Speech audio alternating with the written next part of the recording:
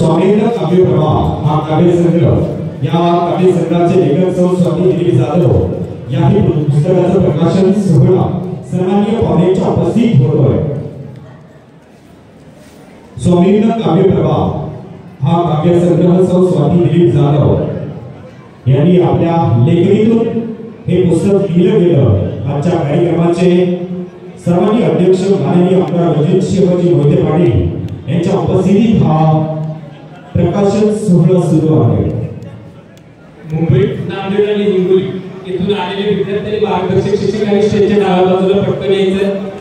मुंबई नांदेड आणि हिंगोली इथून आलेल्या मार्गदर्शक शिक्षकांनी आणि त्यांच्या विद्यार्थ्यांनी इथं स्टेजच्या उजव्या बाजूला यायचं।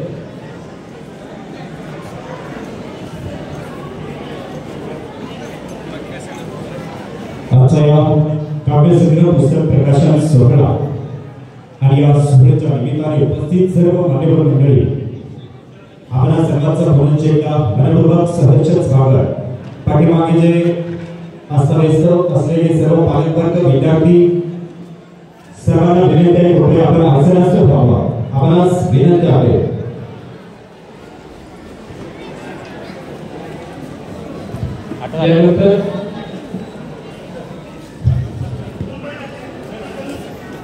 यानंतर मुंबईवरून आलेले विद्यार्थ्यांनी स्टेजवर होत जायचं। पारितोषिक देण्याकरता सुनील खंडू वंजारे यांनी स्टेजवर जायचं। सगळे विद्यार्थी वरचा सुनीलजी खंडू वंजारे या विद्यापीठाचा सन्माननीय श्री पाहुण्यांच्या उपस्थित गुणगौरव सोहळा या विद्यार्थ्यास प्रशस्ती पत्र मिळवून सन्मानित करण्यात येत आहे। खरं ज्यांच्या विद्यार्थ्याचा सन्मान केला जातोय त्यांनी आपल्या कष्टाने आणि चिकाटीने जिंकले प्रयत्न संपादन केले आणि अशाच प्रकारे सतत प्रयत्नशील राहिलं पाहिजे। यानंतर जगन्नाथ प्रकाश पारिसकर मार्गदर्शक शिक्षक जिल्हा परिषद प्राथमिक शाळा कहाकर तालुका सेनगाव जिल्हा हिंगोली आपल्या विद्यार्थ्यांसोबत तनुजा देवीदास नागुलकर प्रतीक किरण तुरुमाने ईश्वरी जगन्नाथ पारिसकर कृष्णा ज्ञानेश्वर सावसुंदर किशोर वैजनाथ डोले श्रेयश केशव पोपळकर सोहन सागर पोपळकर श्रेयश अरविंद डोले वर्ग तिसरी सन्मान देत आहे दादासाहेबांच्या आणि मान्यवरांच्या हस्ते।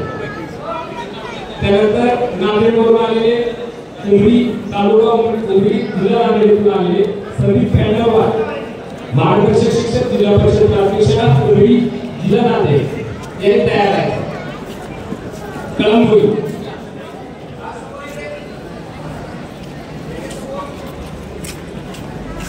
शंकर माटे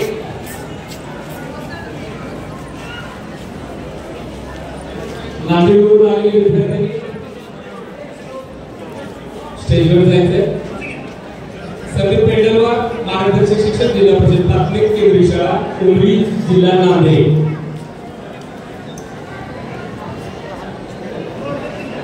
श्रीनाथ संदीप पेंडलवार आणि साईनाथ नागरा गोवर्धन शिंदे सर स्टेजवर पटकन उजव्या बाजूला वर जायचंय।